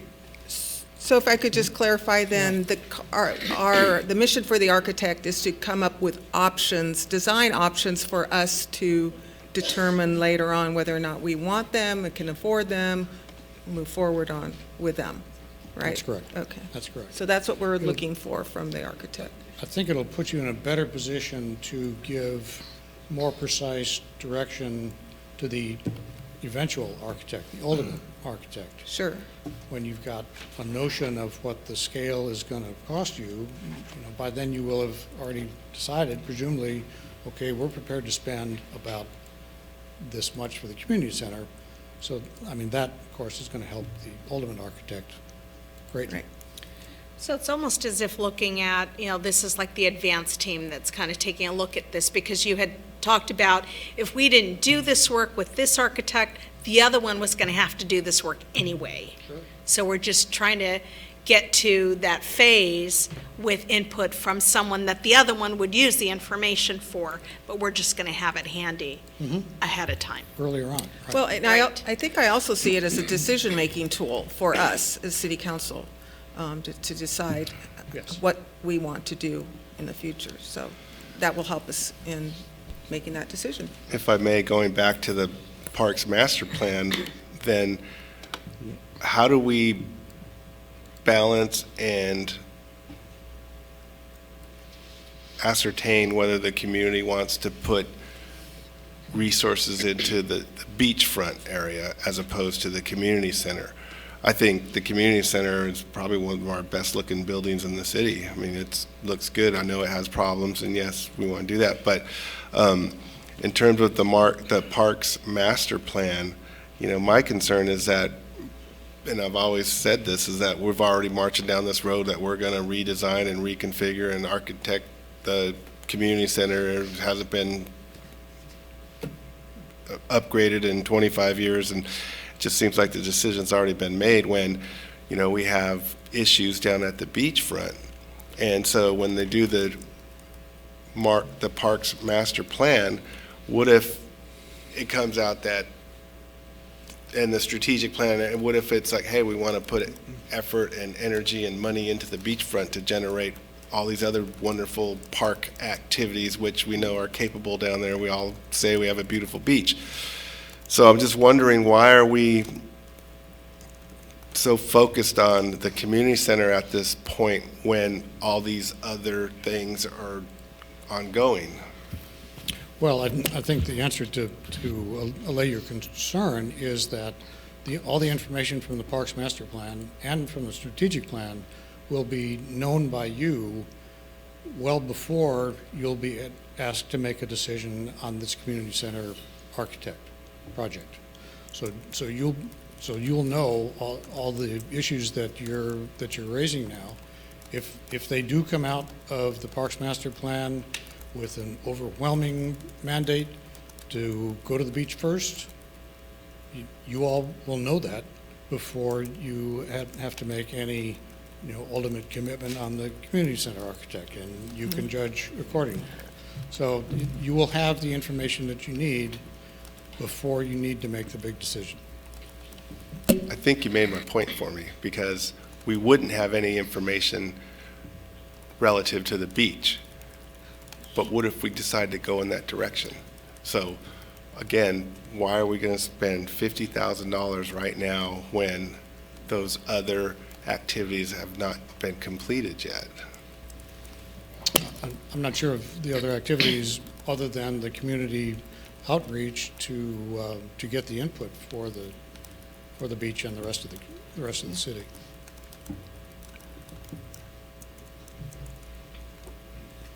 Okay, I think that it's going to work itself out in the Parks Master Plan process. I think, as a council, it's our responsibility to see that there's balance in how we approach our recreation and parks program. And I just don't foresee us moving forward and focusing on any one facility. Apparently, there is a need right now to address the community center. One question I would ask is the roof and the HVAC. I mean, that's probably an urgent need, which is why we're moving forward with it now. Am I correct with that? Okay. Right, yeah. And by us advocating taking these steps on the community center does not imply in any fashion that this is all we care about. No. I mean, you're going to find the staff from the community development perspective, overseeing the Parks Master Plan, and the rest of us, trying to respond wherever these improvements are needed in the city. When we first talked about the Hueneme at 75 campaign in the summer, we talked about much more than the community center. I mean, we were focused on the community center as a sort of kickoff project, but we talked about beach and a number of other potential improvements all around the city. So that perspective is still in mind. Okay. Any more questions, comments, discussion? Okay. Just one more thing to clarify. Now I'm second guessing myself on the solar panels at the community center, so I will get back to you with a answer on that, just to clarify. Okay, thank you. All right, we have two public, thank you, staff. We're going to go ahead and invite our public up. The first person I have on this item is Dolly Knight, our city librarian. Come on up, Dolly. Hi, welcome. Good evening, Mayor Hernandez and council and city staff. I just wanted to comment on this item as a neighbor. We are, of course, co-located with the community center, and we actually share a wall and a sort of a loading zone. We were looking. It's a very interesting, as you know, I've been on the job since the end of October, so I've been learning a lot about the structures and how they work. My understanding is that the library building has been, was built by the city, but has been deeded to the county for as long as it's in use as a library. So we are responsible for its maintenance and upkeep, and we have, over the years, done things like installing HVAC. We have a separate sprinkler system. We've made roof upgrades and window upgrades and lighting as well. So we took a look on Friday with some of the county staff. We are aware of the assessment and the proposal from the architects. The library's in somewhat different condition than the community center. Having toured the community center, I think there's probably a lot more work to be done to look at the interior and how it's configured than necessarily we need to do on our end. But I would like to say that the county is actively assessing the building and aware of your assessment.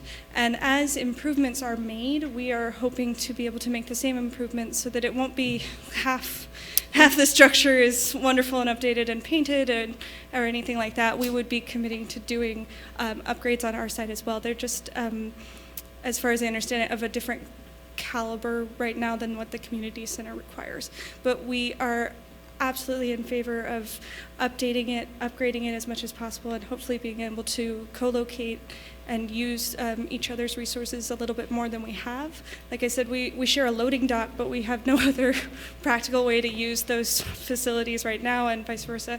So I understand the architect will be looking at that as well, ways in which we can share space, and I think it would benefit the community as a whole.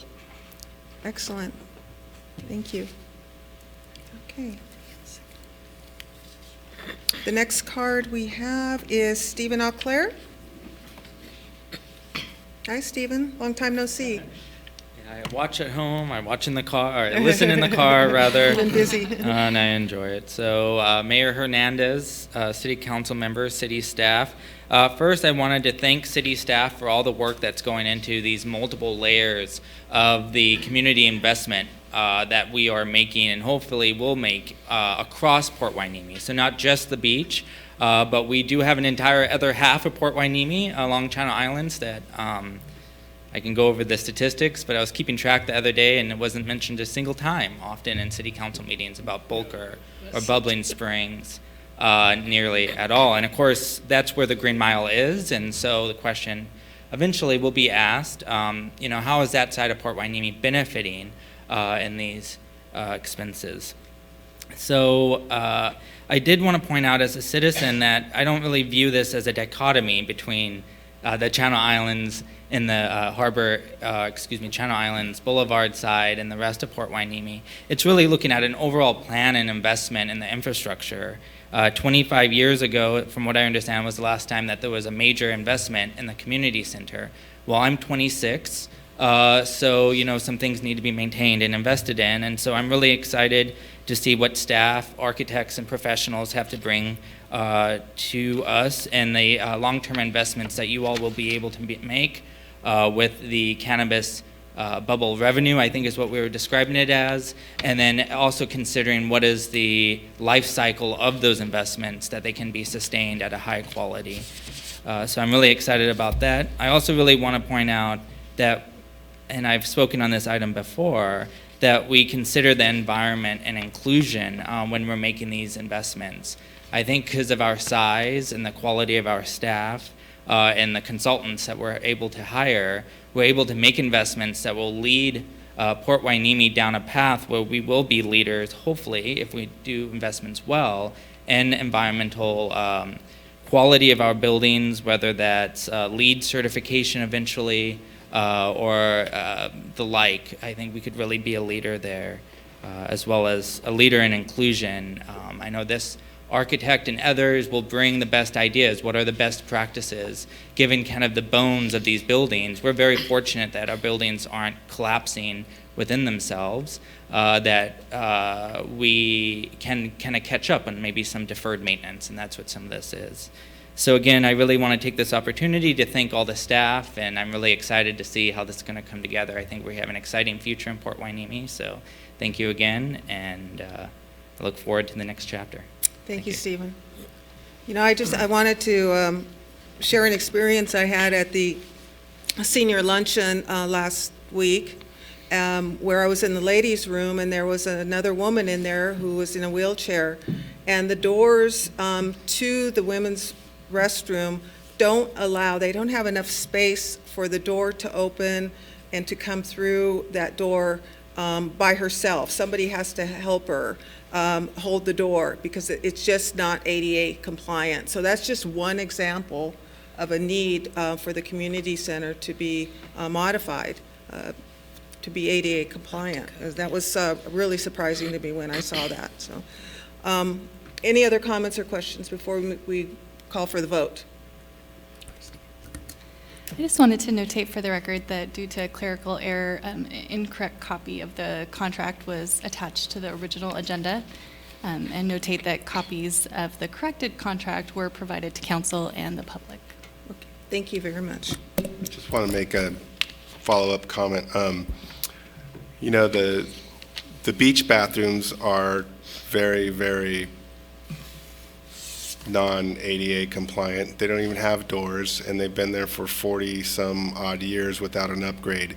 So, and a difference between the beach and the community center is the beach actually produces revenue for the city, and many, many, many, many more people partake in the beach restrooms than the community center restrooms. So I'm just trying to put it into perspective that, again, we're working on a parks master plan. The beach is a part of the park. Bubbling Springs Park along Park Avenue is a very nice park.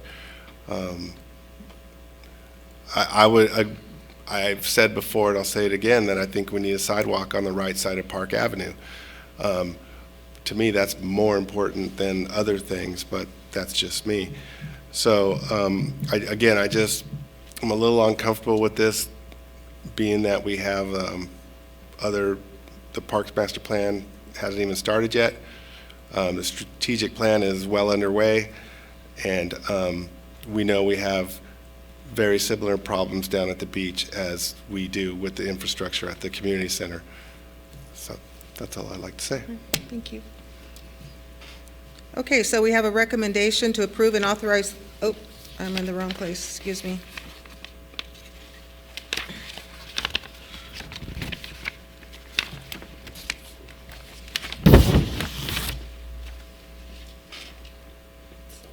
Oh, okay, I'm sorry, I was in the right place. Approve and authorize the interim city manager to execute a contract with Kupiec Architects PC to conduct a needs assessment on the Orvine Carpenter Community Center. And may I have a roll call vote, please? I'd like to move approval. Yeah, Okay. that's okay. And second. And second, we have a move to approve and a second. Roll call vote? Councilmember Berg, Yes. Mayor Pro Tem Munoz-Schnapp, Yes. Councilmember Gama, No. Councilmember Rollins, Yes. Mayor Hernandez. Yes. Okay, motion carries. Thank you very much. Now we're at council members' reports, comments, and requests for future agenda items. Why don't I begin with Councilman Rollins, please? Okay, so first I would like to request that a future agenda item be made that the council gets together and decides what the Citizen Advisory Board, when they will meet and what they will be covering. I know we developed it a while back, and I think I think we have a full board of people who are now on it that are probably very anxious to provide input and help the community move forward. Along with that, I think probably less or more finite would be the Measure U Oversight Committee. I would hope that they would be meeting at least by January, their very first meeting, to provide oversight for the Measure U funds and be given some input on that.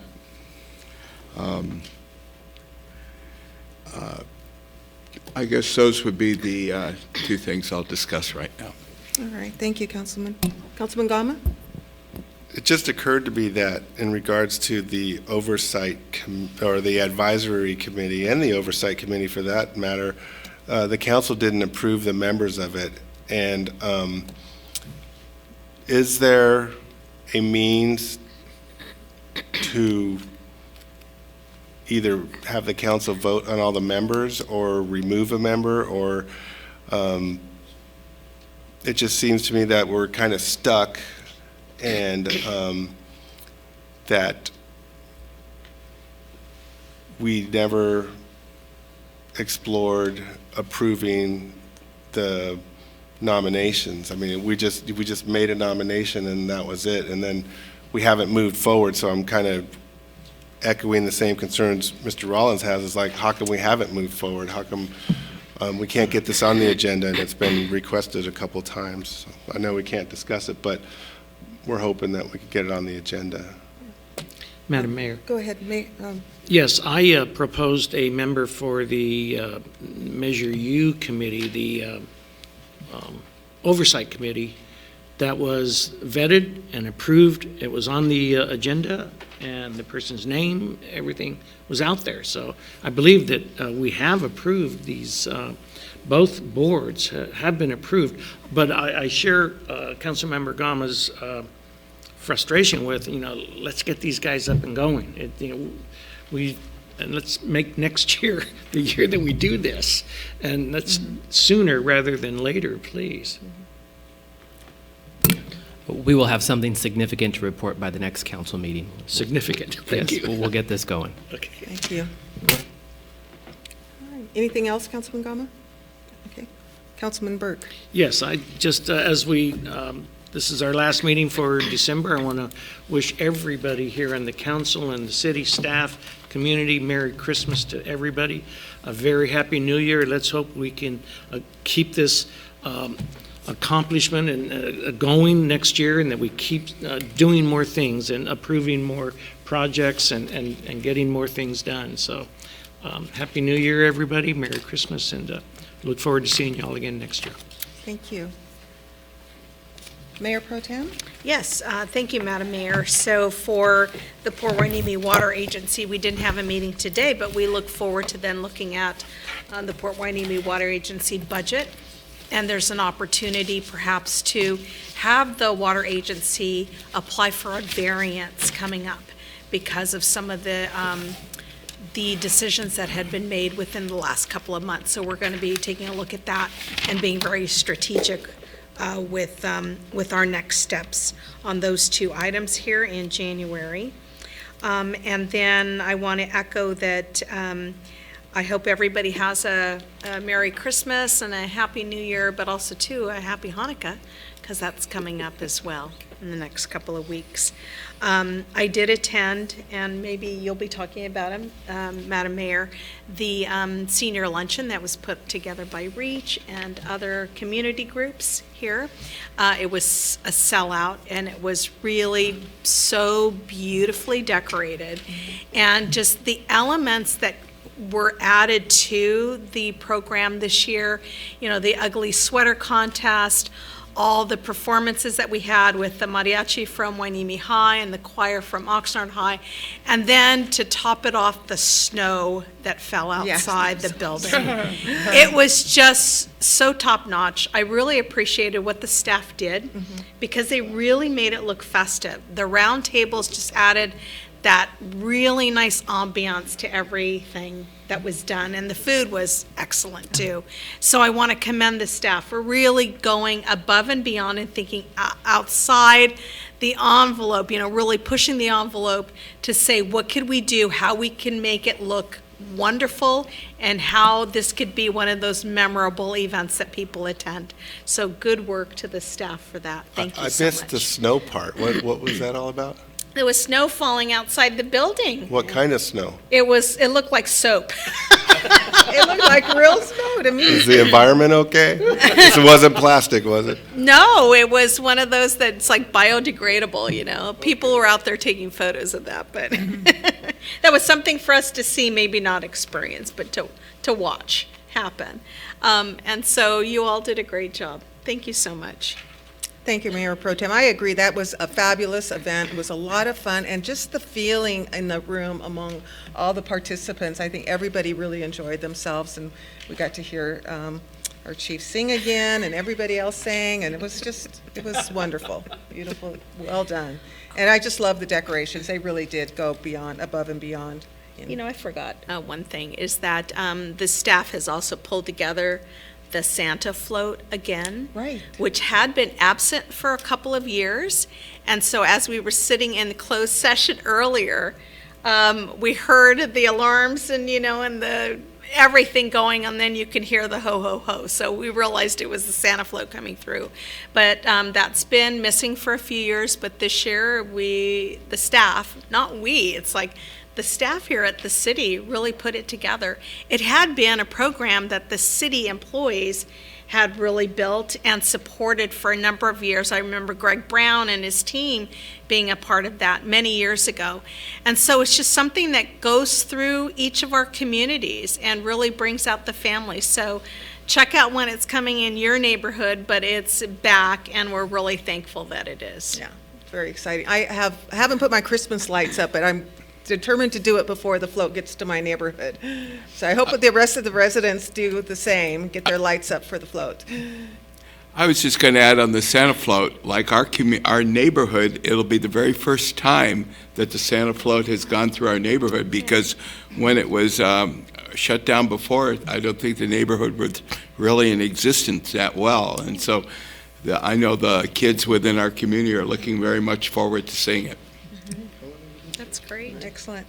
Been here 10 years, Okay, but most of it was a- I'll go ahead and finish with some comments that I have. I do really intend, I want to thank you for the nomination to mayor, and I do take this position very seriously and very humbled in your confidence in me to lead the council over the next year. Some of the things that we are going to focus on are just a continuation of the good work under the leadership of our Mayor Berg and the other members of the council. We'll be hiring a new city manager this year, or early this year, we hope. We're going to continue working on the strategic plan, which is really important to the functioning of our internal operations. So that's kind of where our focus is right now, is making sure that we have, the staff has the tools and the resources that they need to do their jobs. We're implementing our budget, our CIP, our capital improvement plan, again, addressing operational needs of our staff. And I think most of all, what I would like to see, my personal goal, is to look at how we can strengthen collaboration with our partners, such as the port and the Navy base. You know, where can we strengthen those relationships? And one of the examples we've had was Beacon. Beacon's done a lot to strengthen the relationship between us and the Navy base over the issue of coastal erosion. So, you know, that's an opportunity for us to get more familiar with the players over there, and maybe eventually have a sit down with them later on this year to discuss some other ideas that the city's been tossing around. And then we also, you know, will be expanding our collaboration as far as Puerto Vallarta with the Sister City program. So I know that a letter will be going out, and we'll be looking forward to accomplishing that. So I want to thank the council for all the hard work this past year, and let's keep the momentum going and the excitement going and accomplish good things next year. With that said, I do want to remind everybody that committee appointments will be coming up in January, so we'll need to decide whether or not we want to hold on to those committee appointments or do some rotation. So put that on your radar and bring your thoughts to the next meeting when we discuss that. And with that, if there's no other business to attend to, oh, I'm sorry, we have public comment, continuation of public comment. Are there any cards? None? Thank you, Mayor Pro Tem. And with that, I'll go ahead and adjourn the meeting at 8:14. Thank you.